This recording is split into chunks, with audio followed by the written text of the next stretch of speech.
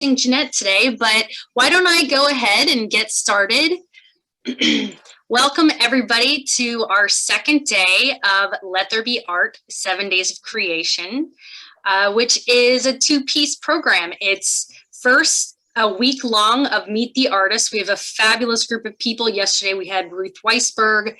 Today we're honored with Jeanette being one of our presenters, David Moss, Hillel Smith, who I saw was on here just a minute ago, or he's entering. And then it's also a virtual art show, which I'm going to put the link in the side over there where you can access everybody's work and purchase some to beautify your spaces. So as I mentioned, tonight we are graced with Jeanette's presence, and I'm going to go ahead and start before I turn it over to our senior rabbi, Rabbi Adam Kligfeld of Temple Beth Am, which is the synagogue hosting this big program. By the way, I just want to ask, I'm always curious where people are coming in from. So if you're not from LA, or if you're from LA, if you don't mind putting in the chat box, we'd love to know where you're dialing in from. But yeah, why don't I go ahead and start by sharing a little bit about Jeanette with you all. All right. So a graduate of Princeton and Yale Universities, Jeanette Kuvin Oren completed a master's degree in public health and most of her PhD in epidemiology before devoting herself full-time to commissioned art and graphic design. Since 1984, Jeanette has created installation pieces for more than 400 houses of worship, schools, community centers, and camps around the world. She specializes in large installations of glass, mosaic, metal, fiber art, calligraphy, paper cutting, and painting. Jeanette makes Torah covers, Ark curtains, donor art, hupot, ketubas, wall hangings, and many other items for homes and institutions. Jeanette works with architects, professional and volunteer committees, fabricators, families, and institutions commissioning her art. She is married to Dr. Dan Oren, mother of 2 grown daughters, and Oma to 2 amazing grandchildren. Jeanette has studios in Connecticut and Jerusalem. And now it is my pleasure to introduce Rabbi Adam Klickfeldt, who has a special connection to Jeanette, and he'll go ahead and give a more personal introduction. Thank you so much, Rabbi Klickfeldt. Hi, everyone, and thank you, Leah, for organizing. Jeanette, it's so great to see you. I think the last time we saw each other was in Boston in December, about 1.5 years ago. We had no idea this was coming, any of this was coming. I'll be very brief because I want this event really to focus properly on Jeanette's words and Jeanette's art, and I believe in the notion that one's introduction, the length of one's introduction should be inversely proportionate to the regard you have for the person you're introducing. But weird and wonderful coincidence, the way life turns out. My mother was working in the office of Yale Hillel in the early 1980s and met a medical student named Dan Oren, and he used to come to our house for Sukkot, and they stayed connected to the family. And then Dan and Jeanette married and settled in the grand metropolis of Woodbridge, Connecticut, where most important people on the planet are from, including myself. The connection continued as my parents shared Jewish community with Jeanette, such that when we were engaged and getting married, I ended up coming to Jeanette's house for the first time, sitting in the basement studio as she sat down and interviewed us, because she's not just an artist, she's a curator. She's someone who wants to understand the life and the soul of the people and the community towards whom she is designing. And what you see over my right shoulder is the result of that. She wanted to know about our relationship and what drew us together, and what were our little idiosyncrasies, and what frustrated one another, and what we wanted and what we didn't want in colors. And there's no way that this 2-dimensional picture through Zoom will do it justice. So I think you're going to see a clearer picture of it later. But she designed an exquisite ketubah with the artwork and the personal touch matching what I think is exquisite about the content of a ketubah, which was a Renaissance document for its time, making sure that women were protected in Jewish life, both in marriage and beyond. It was a great honor then. And it's a great honor to continue to be a friend to her and in relationship with her. And I want you all to know that in addition to her doing artistry with her hands, she also does it with her voice and her leadership, having served as president of her synagogue in Connecticut, and getting down and dirty in what it means to lead Jewish community in addition to beautifying Jewish community. So if I could nickname Jeanette, I'd call her Betzalel, the artist of the Mishkan, who made sure that the architecture, the nuts and the bolts, were upgraded to hidur, a sense of beauty, a sense of aesthetic grandeur, because our tradition deserves that, and our tradition is one of that, whether we're getting married or we're opening up the Aron HaKodesh, or we're cradling a wimple. And so it's been such a added bracha to my life that I've been able to have this connection with Jeanette through the years, that I get to look at her ketubah every time I go into my bedroom and fall asleep. And I'm so delighted for all of you that you're about to get exposed to her genius. And it really is genius. Jeanette, welcome. Well, thank you, Rabbi Kligfeld. That's really very, very kind of you. And I'm so thrilled to be with Temple Beth Am. I watch and listen to Rabbi Kligfeld's sermons as often as I can. And I know how fortunate Temple Beth Am is to have him as your leader. And working with Leah these last few weeks has been wonderful. And I just want to say thank you for allowing me to talk about 36 years as an artist who does commissioned Judaic art. It's been a pleasure every minute of these 36 years, and to get to talk to you about it is just an honor. I do want to encourage, if you have any questions, put them in the chat, and we're going to leave time to answer your questions, because I see some young artists on here, Hillel, Mia, hi, and some old artists. And I want to make sure to get to any questions you might have about making a career as a Judaic artist. So without further talk about that, let's get right to some sharing of art and some history. Let me just share my screen, and there we go.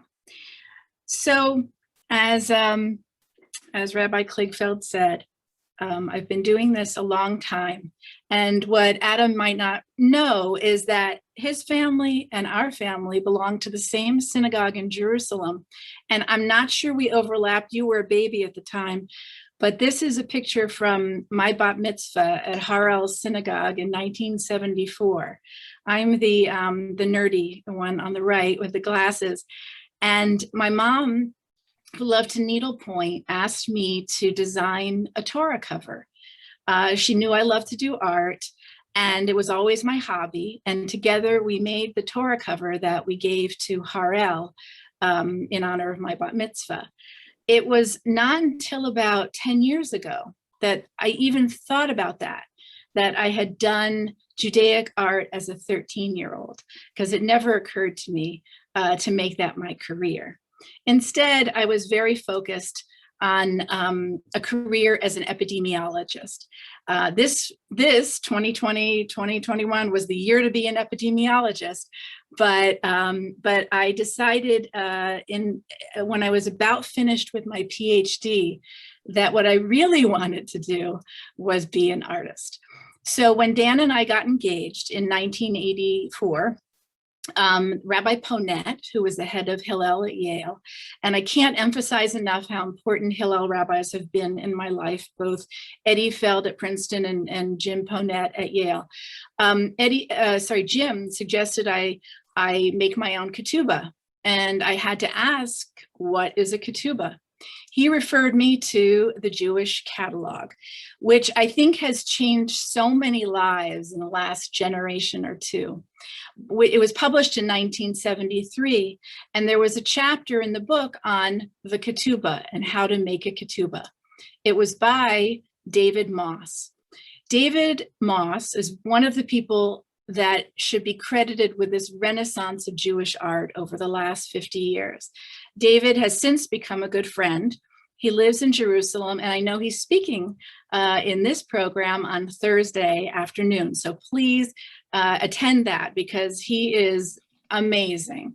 And he was a real inspiration in my life, not only for having written the chapter on how to make a ketubah, but on how to think about Jewish art. So I read the book and I made our ketubah. This is Dan and me getting married in 1984. You can see I went a little overboard. The size of the ketubah is about 3 feet wide and 4 feet high.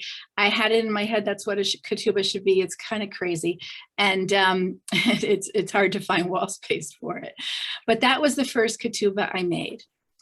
Eventually, people started coming to me and asking me to make their ketubot. And this beautiful couple in 1999 had their ketubah made. This is a picture of Rabbi Klickfeld and Javi seeing it for the first time in Woodbridge with their parents all around them. So Rabbi Klickfeld's name is Adam, and his beautiful wife, Javi, is Chava, Eve. So Adam and Eve became the theme for the ketubah. And you can see behind the text, the Gan Eden, a watercolor painting of Gan Eden. Actually, if we're going to talk technique, it was done with acrylics so that when I did the calligraphy over it, it wouldn't bleed. So that is the Garden of Eden. And then around the garden is more Garden of Eden with the paper cutting. And then, of course, Jerusalem at the top and some of their favorite flowers in the border around it. So with each couple, I speak with them about what they like. And this is one of the things about being an artist who does commissioned work. You have to be willing to listen and to work on what your client wants, not always what you want to do. And so over the years, I've learned to go back and forth with clients and talk about what they'd like. This is an example of a ketubah of a very special family. She is a Reform rabbi, Susan Silverman, and her husband, Yossi Abramowitz, is Orthodox. So together we had to come up with a text that would work for both of them. And they knew they wanted to move to Jerusalem. So we did an antique kind of a map of Jerusalem. And then people celebrating all the different holidays in Jerusalem. And you'll notice that I put in just a random number of children celebrating Simchat Torah, but it's 5 children. And then Yossi and Susan have 5 children, and this is their family from a couple of years ago. Every year on their anniversary, they take a photograph of the family with their ketubah. And I just love that. And they're such a beautiful family. You'll see them if you're walking around Baca. They're very active in Jerusalem. So each ketubah reflects the interests, the colors, the passions of the couple getting married or celebrating their anniversary. So this couple wanted a pear tree or 2 pear trees, and this couple wanted something that was a Persian-inspired ketubah. This couple obviously had an affinity toward Sydney, Australia. They got engaged there. And so their ketubah is in the shape of the Opera House. And then the symbols around the paper cut are all about that couple. The backing is dyed silk that is in the colors that each couple asks me to dye them in, to dye the silk in. And a more recent ketubah that I made is of a couple that got engaged at a campsite. And this is a silhouette of them getting engaged, and their ketubah text is on the dock below them. And then they got married on the lakefront, similar to the setting of their ketubah. So they're signing their ketubah. So ketubah can be made out of any kind of material. I've been experimenting with fabric as a border around the ketubah, like in these. And I dye the fabric, then I quilt it, and then I cut out a hole where the ketubah text will be on paper. So it's still hand calligraphed on paper, and then the border is a decorative fabric border. This is a couple of 2 women who wanted a fiber art ketubah. So it looks like a talit, but it's actually made out of fabrics that they had from their mother's respective wedding dresses. And then the text is a cutout of a tree of life. And it's more of a three-dimensional look. It's in a shadow box. Here's a detail of that ketubah. And some ketubot can echo the place where the wedding is. So in this case, the bride and groom got married in her home synagogue, actually where we belong, B'nai Jacob. And this is a paper cut that looks like the windows in the sanctuary with the ketubah text in the center. Paper cutting, I discovered as a Jewish art after I had learned the calligraphy. And I've been teaching a lot this year, and I know it's pretty easy to pick up. So I encourage everybody to learn how to do paper cutting. And then I started doing it using painted silk as the background.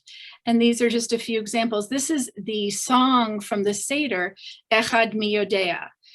Who knows one? And each square is an interpretation of a verse of the song, Echad Miyodea, who knows one. And sometimes the synagogue will ask me for a gift to give a departing person who's been a great volunteer, like in this case.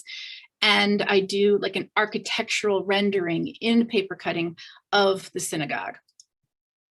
This is a young man holding his bar mitzvah invitation, and behind him is his parents' ketubah that was paper cut about 25 years earlier and painted in a Persian style.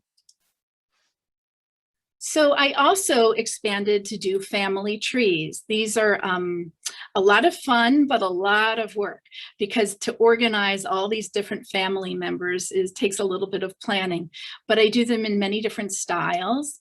Like this, more on the computer more recently, but also with hand calligraphy if people want. And then now you can put in photos and you can do reprints. There's so many things you can do to create a beautiful family tree.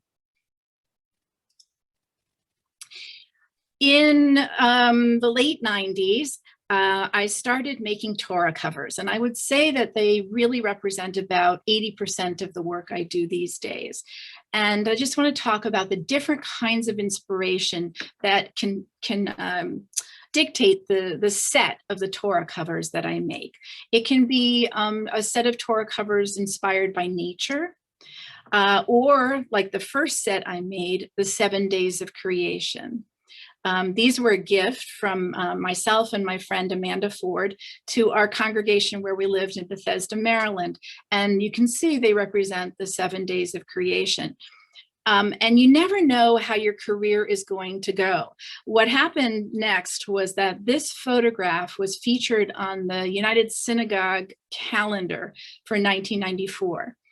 And that led to the Jewish Theological Seminary in New York asking Amanda and I to make the Ark curtain and the Torah covers for their newly renovated sanctuary. So this is the parochet that you will see still in the JTS sanctuary. And it had to blend with the stained glass that was already there. So we're always working, I'm always working with whatever the setting is for the commissioned art. So not only is it what the committee wants or the family wants, it has to work with the setting. This set of Torah covers is the largest set I've done as one panorama, and it represents one tree. And this is actually how these Torahs look in the Ark in West Hartford, Connecticut.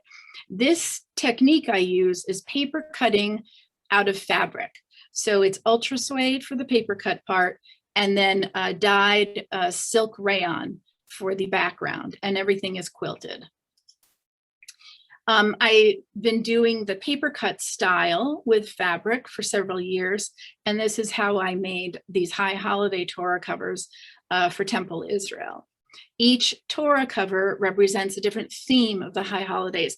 They're not usually in the same sanctuary. These are split up between 3 different sanctuaries in West Bloomfield, but they all can go together. So I love making Torah covers because they're usually associated with a rededication or with a family event.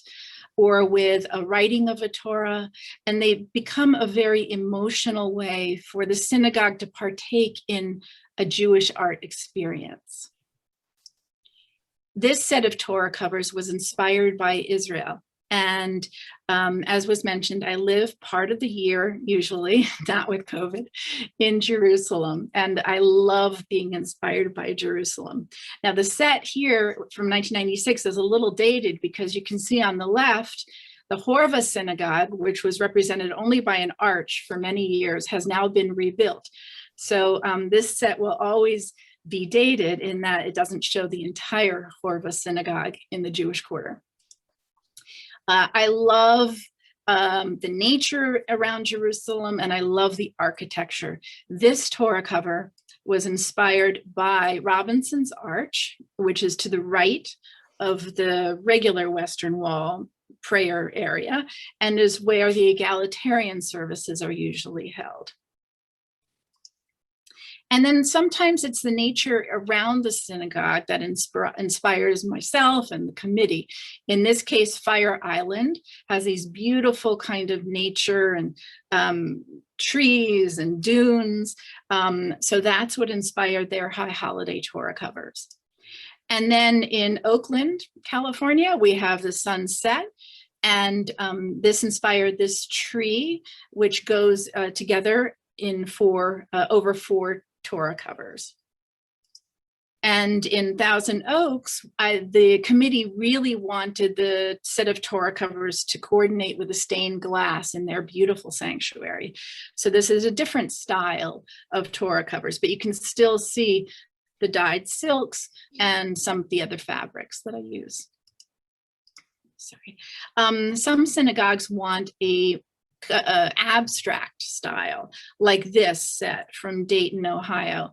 I think my taste personally runs toward more abstract. But again, when you're working with a committee, there are many, many things that you need to take into consideration.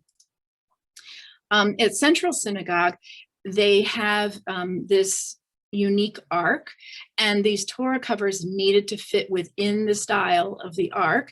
These are for the high holidays. So I had to really be constrained in how I designed the high holiday Torah covers.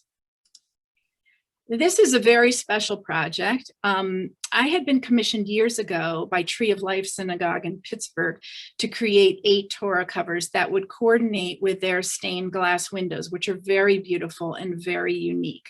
They look like black paper cuts, a lot of leading, a lot of bright colors, and they're all beautiful.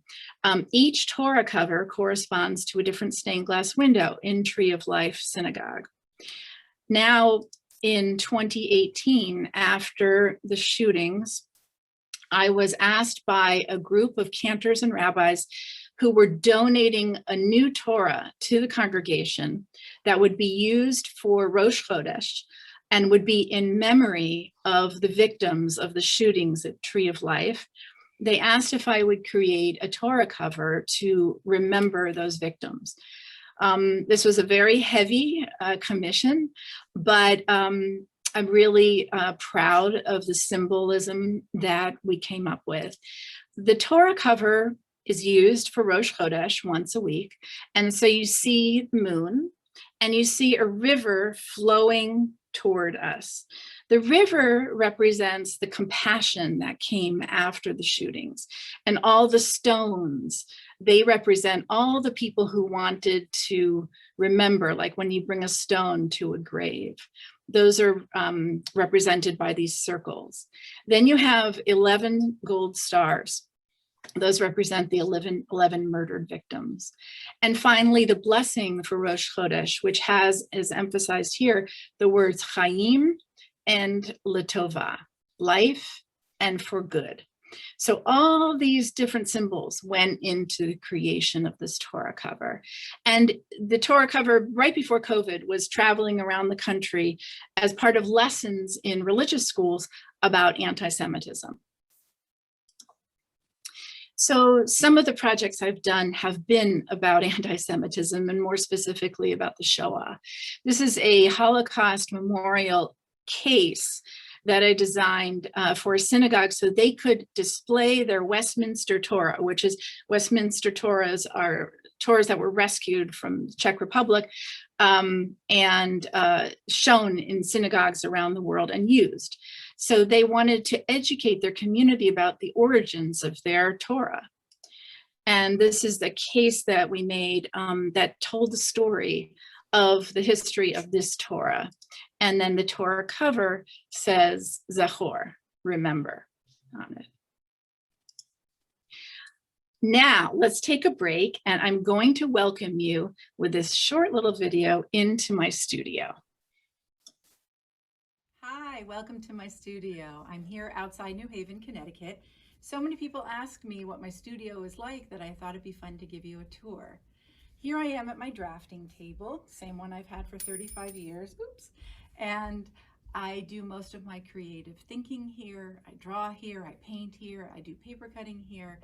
And this is where I'm able to think creatively. Let me show you where I do my computer work. I will work on a paper cut sketch that I've scanned into the computer, and then I refine it on Illustrator. When I'm working with a synagogue on a commission, one of the things I love to do is to show them what their Torah covers in this example will look like, what they looked like before, which is like that, or and then after. So I show them, well, these are the colors we discussed, and these are the designs we discussed. So by the time they get their finished Torah covers, there won't be any surprises. When we built the studio 24 years ago, I asked the carpenter if he would put homosote board around the perimeter so I can pin to the board, I can do designing along all the walls, and I can keep several projects going at one time. I'm able to have great light down here, which is really important, and some natural light as well.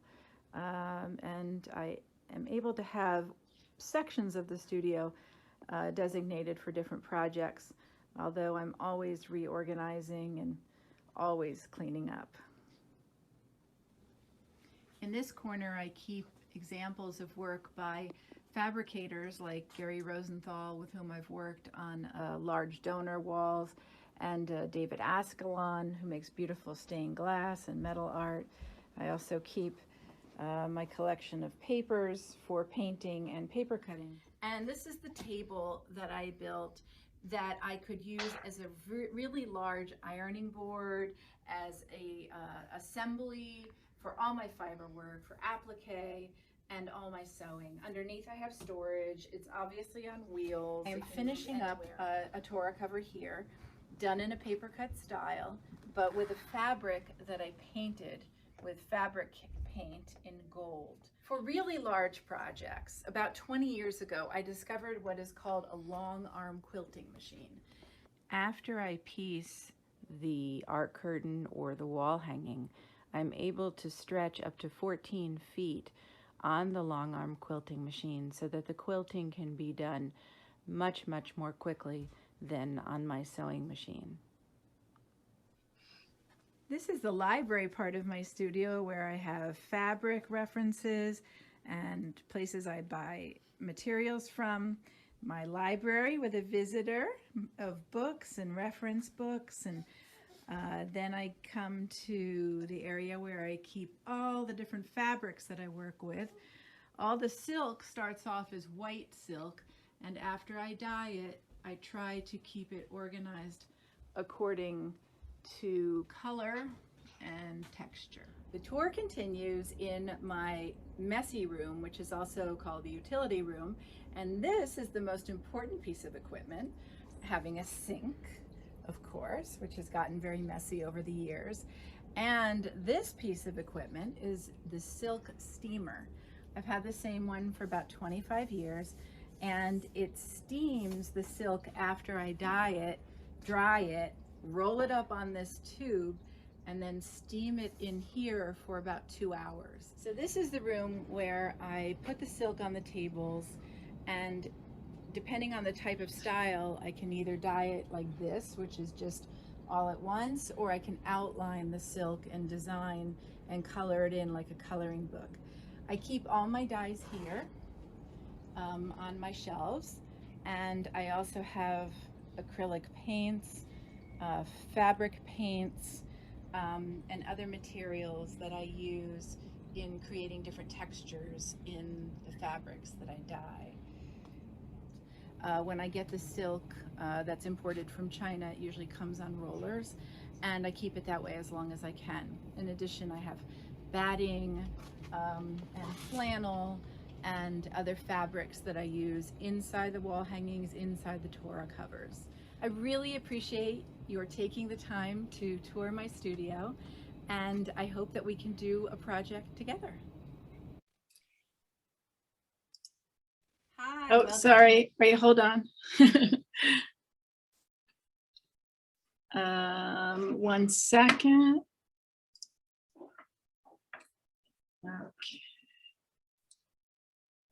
Okay, so thank you for visiting my studio. And let me just take you quickly through the process of a commissioned piece of art. Because as I've said before, it's a little different than creating art for art's sake that you just want to create. So I'm always working with a committee. The first thing I do is I meet with the committee and we discuss the design, the themes, the inspiration, the colors. And getting to one consensus is probably the largest and most difficult part of the pre-design stage. And a lot of that is listening and talking about what people want. It's just something that you work on a lot if you are interested in doing commissioned art. The second stage then is with all the input. I create a design and then I Photoshop it onto their existing sanctuary or ark or wall or whatever we're working with. We go back and forth with the design and we revise until the committee is completely happy. And then I make the art. I want to show you the process with one example. This was a synagogue I worked with a few years ago, Shaarei Emeth in St. Louis. The theme of their new renovated sanctuary was "Let justice roll down as water and righteousness as a mighty stream" from Amos. The sanctuary was being redone, and I didn't have pictures of the sanctuary. I only had the renderings from the architect. The inspiration was that you would be like at Ein Gedi and you would see water flowing. And the ark was going to be made by an amazing glass artist. And it was going to look like water flowing in the glass. And my task was to create Torah covers that would continue that theme into the ark. So I came up with this design and shared it with the committee. I was working from Jerusalem at that time, so everything was done electronically. And this was the first draft. The committee hated it.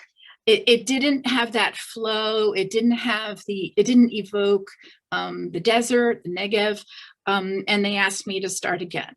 Jeanette, sorry to interrupt. Our screen is black. Were you meaning to show it? Oh, you're not seeing anything? No. Okay, hold on 1 second, and I'm gonna start that again. I'm sorry about that. No problem. Yes, you should have been seeing slides. So let's start that again.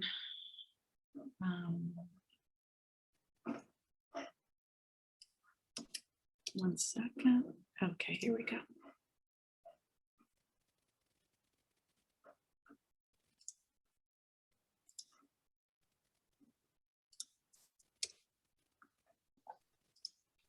Okay, do you see that now? Yes. Okay, I'm so sorry. Okay, so this was the inspiration, being in the Negev, like you're at Ein Gedi. So this was the first draft, and the committee hated it. It didn't have that Negev desert feeling. It didn't feel flowy, and it was just too broken up, and the colors weren't right. So I went back to the drawing board, and this is the sketch that was the final sketch. I'm just showing you how I include measurements. Everything has to be very specific because I want everything to line up in the ark when it's done. So I make a life-size like pieces to show me what the Torah covers will look like, and then I create the Torah covers. This is the silk that I started dyeing to feel like water flowing. It's a silk satin, and I was painting them like watercolor, which is there are different techniques you can use to paint silk. So this technique was working as if it was watercolor on paper. And then I would mix in, using a reverse applique technique, some other colors beneath the silk, and then I quilted it. So this is what the detail looks like on those Torah covers. And then I add cording, and I make a mantle top, which is made out of wood. And I wrap these small quilts around the wooden mantle in order to create the Torah cover. This is the Torah covers inside this beautiful, beautiful glass ark in St. Louis. So that kind of illustrates how you go from a committee through the finished project. These are some examples of other items that I love to make. Ark curtains. This was just 2 years ago, Valley Beth Shalom in Los Angeles. This is in their second sanctuary. And in New York City, an interesting commission for this ark curtain, because Adereth El is in a building that was dedicated during the Civil War by President Lincoln. It is an old historic, small Orthodox synagogue. And so I had to work with existing old architecture, but the congregation wanted something new and something that related to their love of Israel. These are high holiday ark curtains that are made of mostly whites and golds, as is traditional on the high holidays. And a synagogue in Chile wanted an ark curtain that would represent when the Jews traveled through the desert, the pillars of smoke and the pillars of fire that God led us through the desert after the parting of the Red Sea. And in Las Vegas, everything is big. So this is the size of an ark curtain and wall hangings that I made for Ner Tamid in Las Vegas. Very, very tall. And then this is a style that I don't usually do, but is a real pleasure to do, which is like watercolor painting on silk using some vegetable-based gelatins to thicken the dye so that you can paint it like you're using paint, but you're working on fabric.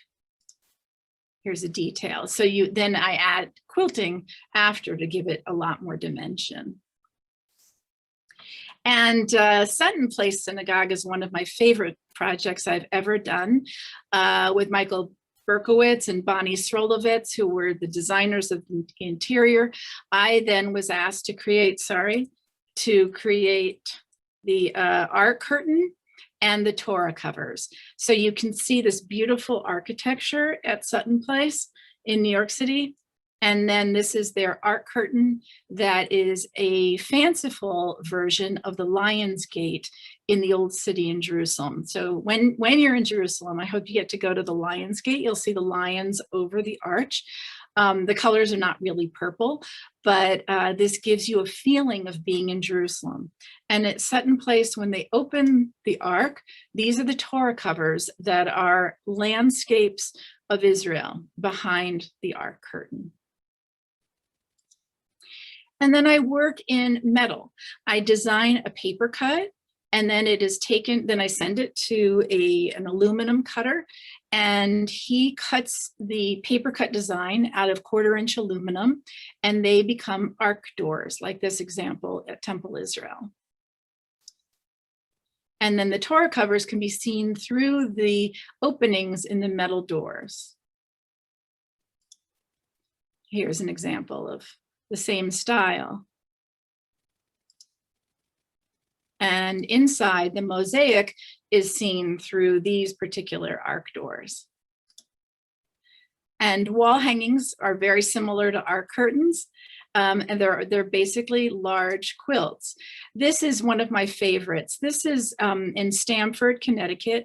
An Orthodox synagogue, Agudath Shalom, wanted to honor the memory of their caretaker who had been at the synagogue for over 45 years. His name was Rosie. And so I did some research and thought about a midrash where at the beginning of the world, God gave us a little bit of light, a garin, a seed of light, and you see that on the right. Over time, with mitzvot, more and more light is revealed, and at the end of time, all the light will be revealed. So that's what this is based on, and there's some other symbolism within the wall hanging. And then in the end, you see a rose, because a rose is used as a symbol for Israel and for Jacob, whose name was Israel. So Rose was also the name of Rosie, the caretaker. So a lot of different kinds of symbols went into the creating of this large wall hanging. Then you have to think about the setting like this funeral home. In a funeral home, you don't want to have any particular figures. You don't want to evoke memories for people that are happy or unhappy. You have to stay pretty neutral. So this is a landscape of outside my studio in the autumn. So I kept it kind of neutral for the funeral home. And then this was a project that was so much work, but so fun. For a year, I researched the history of the Jewish community of New Haven. We were new to the community at the time, and it was a wonderful way to learn all about the history. And so I created this wall hanging, which is a history of the Jewish community, and each of the buildings on it are really historic Jewish-owned businesses, the schools, the synagogues, and all their different locations, so that the New Haven JCC has this wall hanging, which is both pretty and educational for people who come to visit the JCC. Here's a detail of what it looks like. Everything was made out of fabric, and each little building I had to learn about, and sometimes I would meet the families, the butchers and the bakers, descendants of the people who owned those businesses. And then sometimes a synagogue will ask me to create a wall hanging for a sanctuary, like this example in Palm Beach. And then chuppot. So I love working with couples getting married. It's really fun to create a chuppah because there are no restrictions on what you can do to make a chuppah. In this case, you see a paper cut chuppah. This was a COVID wedding, so it was a very small wedding, but they had a nice chuppah. And sometimes a chuppah is made out of silk that I dye and I quilt, and then it can be hung on the wall after the wedding. Or a chuppah can be a family tree, because now you can print on fabric and you can include, like this bride and groom did, all the grandparents and the parents' wedding photos, which is a lovely way to have a family tree and a chuppah and a wall hanging. This is my daughter's chuppah and her wedding 9 years ago. And it was the first paper cut style chuppah I had made. And here's a detail of the chuppah. It's made just like I make a paper cut, except it's much bigger. And I piece it together on a sheer fabric. So the light comes through or the sun comes through. And it's very lightweight and easy to store. And it thankfully doesn't even wrinkle. And then I also work with glass, metal, and mosaics. So I do the designing and I have other people who do the fabricating. This example is Ark Doors that I made the design, and then it's printed onto a film, and the film is permanently adhered onto the glass doors. It looks like etching, but it's not. It's a film. And this example is the same technique. And the reason I learned about the film is that the first set of doors that were done with real etching in this particular project in Boston, they exploded. and they couldn't take the pressure of the etching. So we knew there had to be something easier and better and safer. And that's when I discovered the UV film that you can use to make any design look like it's etched. This was a project also in Boston, in Medford, Boston. The wall hanging that you'll see is behind me when we go back to talking is, I photographed it. And I took that photograph and made it into glass ark doors. And these are the glass ark doors for what was a very old ark to make it much more contemporary, and it's translucent. So you see the Torahs through what looks like stained glass, but it really is a photograph of a wall hanging. Here are the glass ark doors. And then I designed donor walls, again, fabricated by other artists like Gary Rosenthal in this case.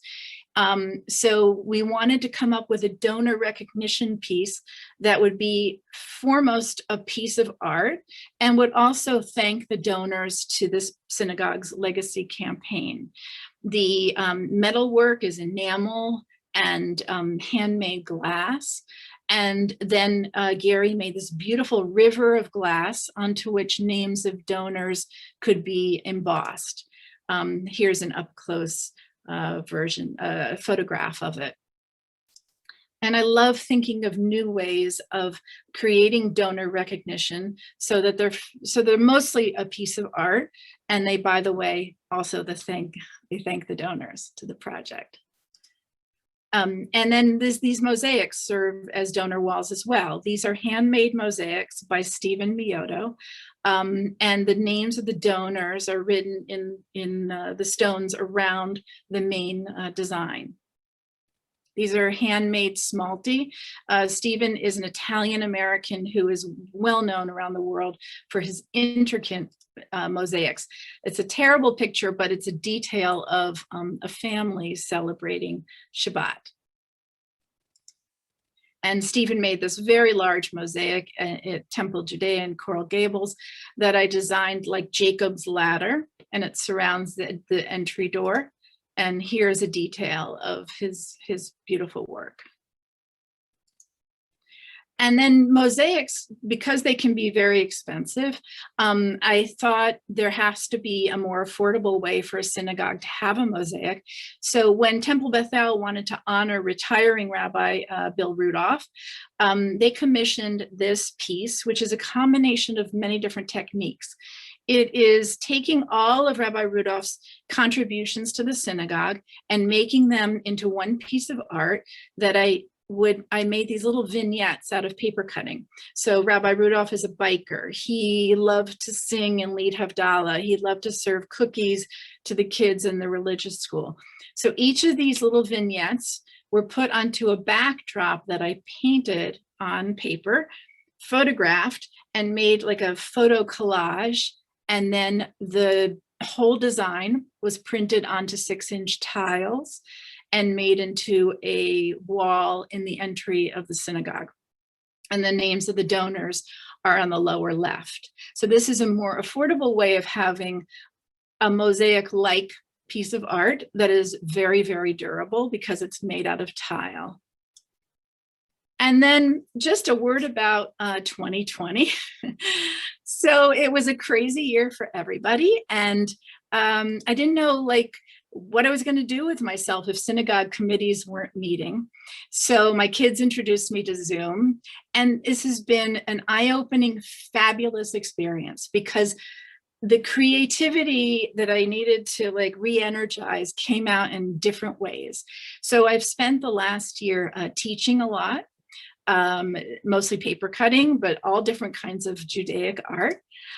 Came up with some kits that could be sent to people to do paper cutting and to make their own challah covers. And then I've also done more licensing of my own designs, like this, the wall hanging behind me became a puzzle. And then I designed for needlepoint canvases. So as difficult as COVID has been, it has also been really interesting in that it's expanded my own ways of thinking. I also came up with a class where I took all the things we do in our own home to make our Seder interesting and artistic and fun, and developed a class about that. So I would never have done that had it not been for this year of pivoting and trying different things. So I hope I haven't raced through things too quickly. And I do want to open the floor. So if you have questions, I want to make sure to answer anybody's questions. Excellent. Well, I'm going to help list off some of the questions. Before we do that, there's just one thing I want to share with you really quickly. Here we go. Share.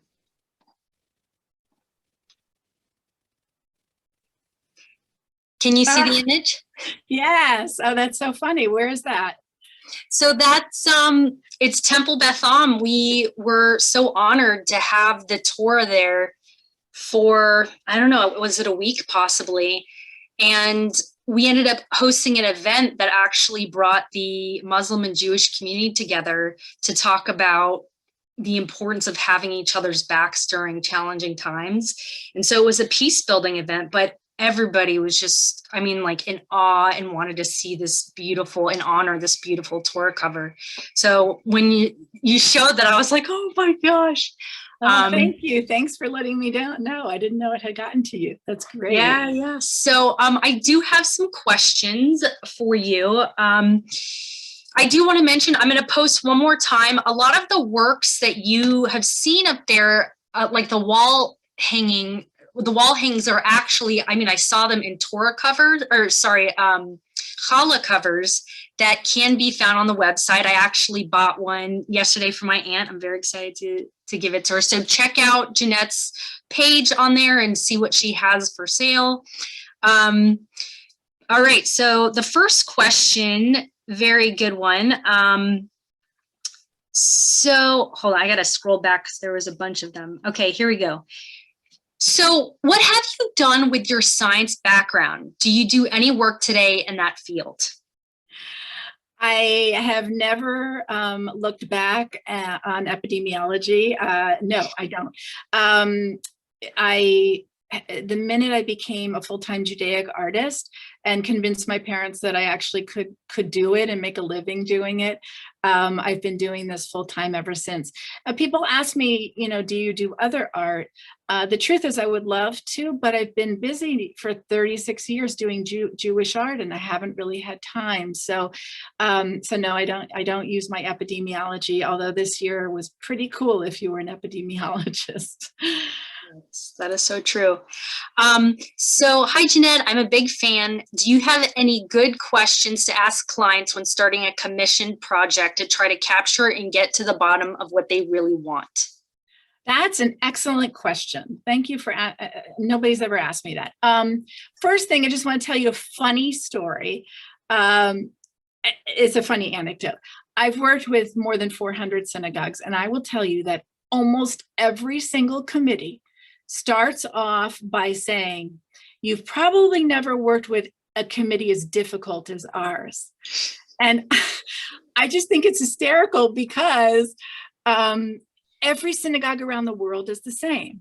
Every committee around, not just synagogues, every committee around the world is the same. There are people who want X and people who want Y, and they can't understand how they're going to get to yes.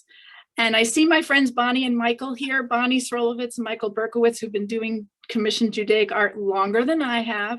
And we all have that feeling at the beginning, how are we going to get people to agree?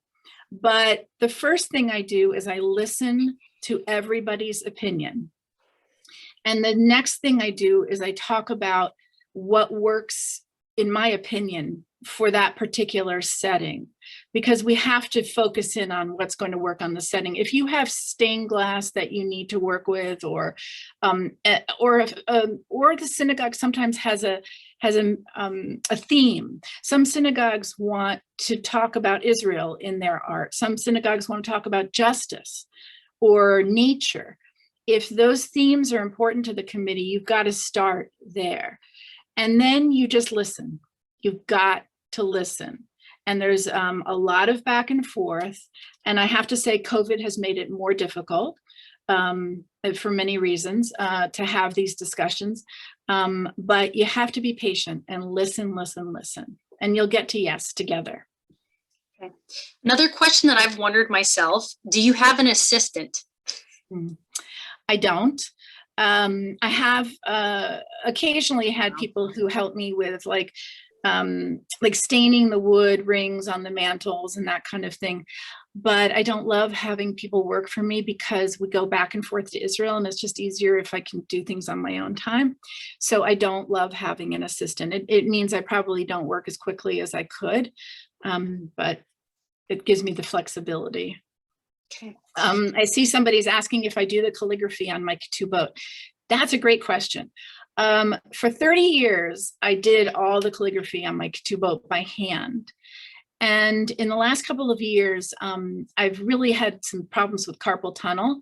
So I designed my own font, which you can do for free. You can download some program on the computer to design your own font. And now I don't do it by hand. I do it using Adobe InDesign. And I print on fine art paper. So that's one thing I've really had to give up, is the calligraphying of the ketubot. So this is another really good one. What is the first thing you do when someone reaches out about a huge project and you don't know where to start? Oh, I'm really glad somebody asked this question, and I'm going to give you a really weird answer.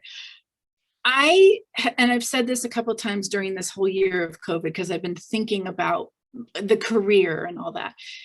I almost always say yes. And then I dive into how am I going to ever get this done? And the reason I am always motivated to say yes is, first of all, I like a challenge and I like new things. But I also think a lot of women in particular get worried about, can I do it? Am I going to do it perfectly? And I don't see my male colleagues having those same worries. And I want to make sure that women know it's okay to jump in and have the self-assurance to say, yes, I can do it. And I'll figure it out along the way. The first time I was asked to make a mosaic at the Charles E. Smith Jewish Day School in Maryland about 24 years ago, longer even, somebody said, will you design a mosaic? And I had no idea how I was going to get a mosaic done, but I said yes.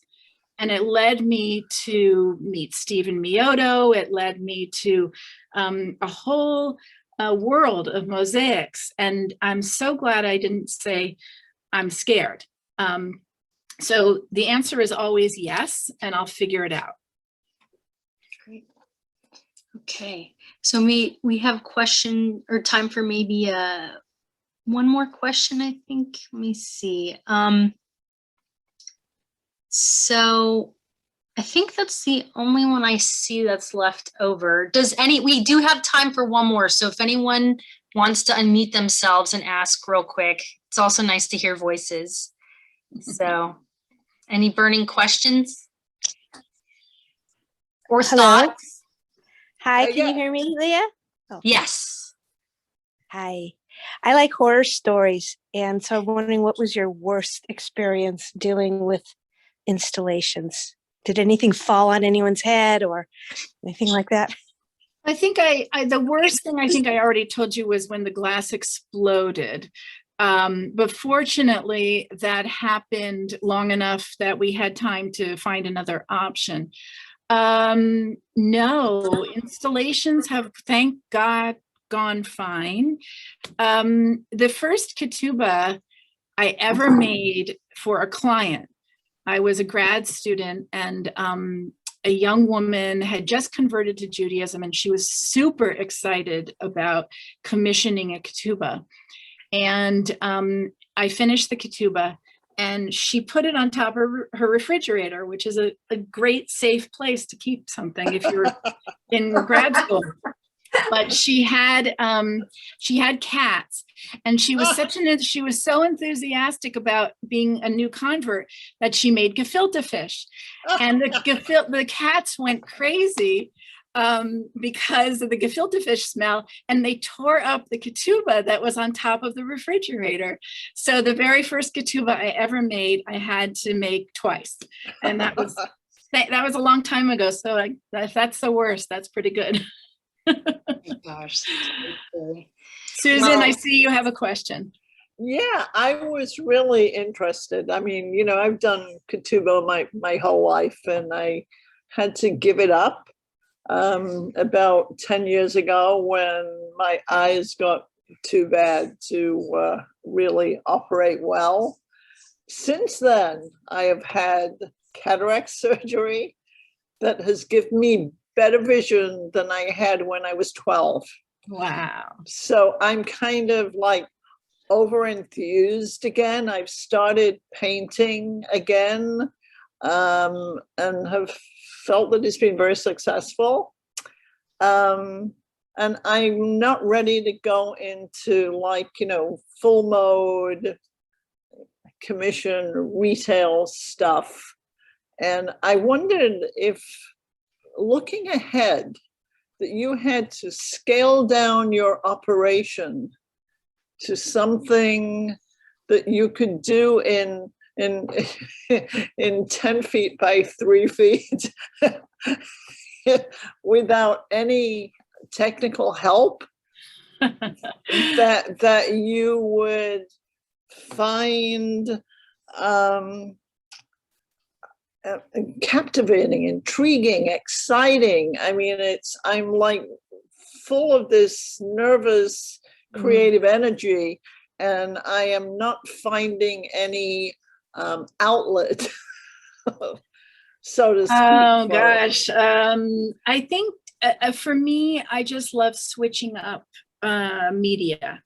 So if I'm not being creative in one medium, like calligraphy, or I will go to something else, paper cutting or fiber art. I think switching your media up will get your juices going. And that's all I can, all I can recommend. I'm constantly switching between projects, and I think it keeps me interested in all of the projects, because my brain is like being exercised, I guess. Okay. But best of luck with everything. And that's cool about the eye surgery. Maybe one day. It is absolutely mind-boggling. I thought, I don't know if you can see my hair. I thought it was a very pale lilac. And the first time I did it, after the cataract surgery, I almost had a heart attack. It was so bright. I went, I've been looking like this and no one told me. And it looks good. It looks good from this end. Somebody just asked if my studios in Israel and here are the same. No, my studio in Connecticut is very large. In Israel, I have a room a bedroom in our apartment in Jerusalem. But the difference is, in Jerusalem, I can work on the mirpeset, on the terrace, because the weather is so predictable and so beautiful. So I work outside a lot more in Jerusalem than I do in Connecticut. Great. Well, I want to ask the last question. Just say, I love how your glasses match your t-shirt. And I was just wondering how many glasses you have that match different t-shirts. I have one pair of glasses and lots of different shirts. Awesome. Well, this has been so lovely having you on here and sharing your work. I mean, when you look at your work, it's one of those things where you're in awe and you're reminded how beautiful the human mind can be and where it can go in all sorts of directions. So thank you for expanding our minds. And it's true, someone said on here that thank you for sharing with such depth and warmth. That is definitely something very present about you. And again, yeah, I just want to just interject. I see Hillel is on here and Mia is on here. They were two of the contestants on Expedition, was it called Expedition? It was incredible. It was an online new generation young artists doing amazing work, and Hillel won, but Mia was like in the top 3, and they are all like, I'm big fans of both of them. So make sure you go to Hillel's talk and enjoy this rest of the week that Leah has put together at Beth. It's really wonderful. I'm putting the link in there one more time. I also want to just very quickly share what tomorrow's presentation is. So it's at 5 p.m. Pacific, 8 p.m. Eastern, and it's the science, art, history, and future of crypto-Judaic glass. And you're going to learn amazingly how far back glass has been extremely significant to the Jewish people. So that's with Sonia Loya and Daniel Knapp. And again, 5 and 8 p.m. Eastern time. So with that said, thank you so much, Jeanette. Check out her work online, and wishing you absolute best. And I want to be on your newsletter. I want to keep up with you. I don't think I'm on it. So, but thank you. Thank you, everyone. Thank you. Thank you. all right, have a good night. Love you guys. Bye.